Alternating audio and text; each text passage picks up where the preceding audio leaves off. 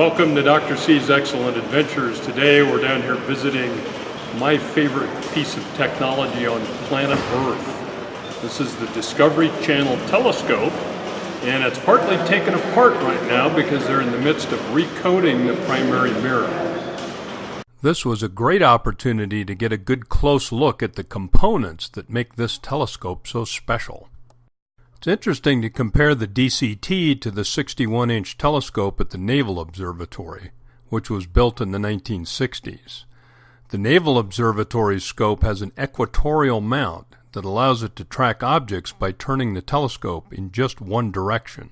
In contrast, the DCT is mounted flat to the floor on top of its support piling. The telescope has to be driven in two directions and rotated simultaneously, but this saves tons of weight on the telescope proper and also allows the telescope to fit into a much smaller dome. This saves tens of millions of dollars in construction costs, all made possible by the astonishing precision with which this instrument can be driven using modern computer technology. See how it's separated from the building, and so none of the telescope is actually touching the building, which I find is pretty amazing. Now, really quickly, there are four motors that drive the azimuth mount of the telescope, and what Bill told me a while ago was that the gear ratio is 16,600 to 1, which means he's actually reached in there and spun a little lever, and it actually could turn the telescope. You could turn the telescope with your finger. So we're going to go, I think it's interesting that how tiny the motors are that move that, A 10 horsepower motor. Yeah. So, that's in a pool, right? So a pool motor that pulls water, 10 horsepower, it's not extremely large as far as the motor. Yeah, you're right. And because of that gear ratio again, you don't need a very powerful motor to spin this telescope. This was a great opportunity to have a good close look at the support structure for the primary mirror. In 2012, Dr. Jeff Hall provided a detailed explanation of the active optics system a few months before the DCT saw first light. Okay, so now you can see the surface of the primary mirror in there, the reflective surface of the primary. 14 feet across, equal parts mathematics, engineering, and art. Figured to a precision of about 75 nanometers. The mirror is that thick, about 4 inches thick and 14 feet across. Behind it is an active cooling system. There's a cold plate and a glycol cooling system back there to keep it within a couple degrees of the ambient temperature around it. Why is it so thin? For the very reason we were just talking about. We want everything associated with the telescope to remain in thermal equilibrium with its surroundings. And here in the dry, arid climate of Arizona, the daily temperature swings can be 50 degrees. And if you have a great, huge, thick piece of glass, it can be hours, many hours, before that comes into equilibrium. You can go out to a stone wall long after sunset and put your hand on it. It might still feel warm because it's still radiating from all of the thermal energy it's stored during the day. We don't want that here. So this mirror is very thin to allow us to keep it perfectly in equilibrium with the surroundings. The trade-off is the mirror is actually floppy. As you move the telescope, it will sag under its own weight. Not like that, you wouldn't actually see it, but enough to degrade the images coming off this exquisitely figured surface. And that's what all of these are for. There's 36 of these devices around the perimeter of the mirror. We call those the lateral supports. In a little bit, we'll go around to the back, but behind it, there's 120 more of these that we call the axial supports. And basically, they're all push rods.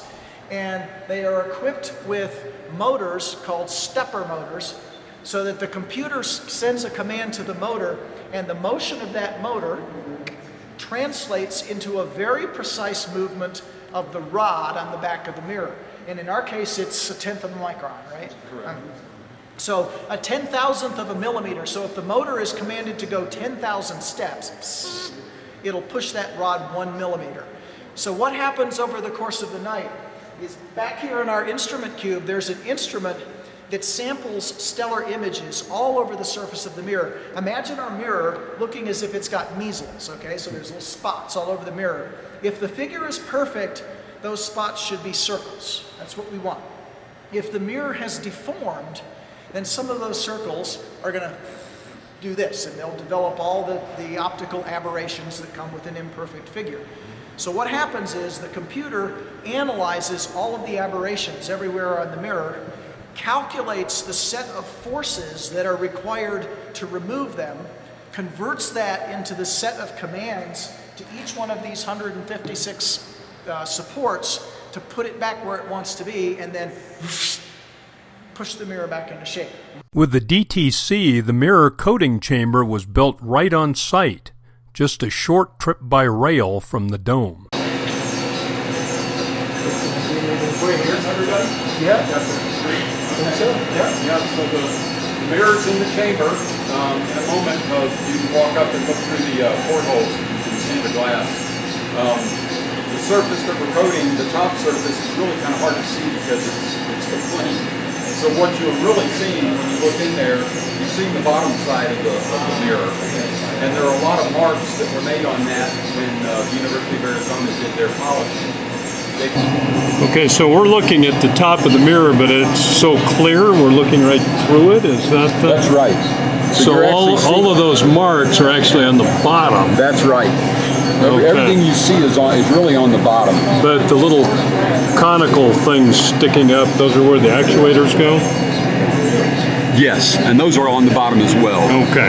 Yes, those are bonded to the bottom of the glass with a special type of epoxy. That is just a kick.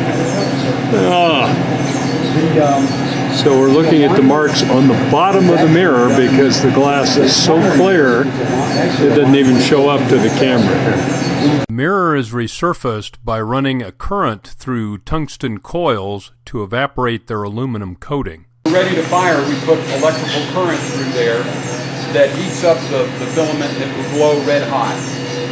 And when we get to a high enough temperature, the aluminum evaporates, and in a vacuum, the evaporated aluminum molecules stream in all directions away from the filament.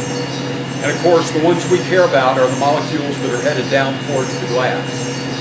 There's a mask up in the ceiling of the chamber that controls that flow of aluminum molecules so that we get an even distribution over the entire mirror surface. That's what controls the uniformity and thickness of the coating across the mirror surface. The coating process was completed as planned, and this is the before and after photo showing the improvement to the mirror surface. With its freshly coated mirror in place, the DCT has gone back to work expanding the boundaries of human knowledge.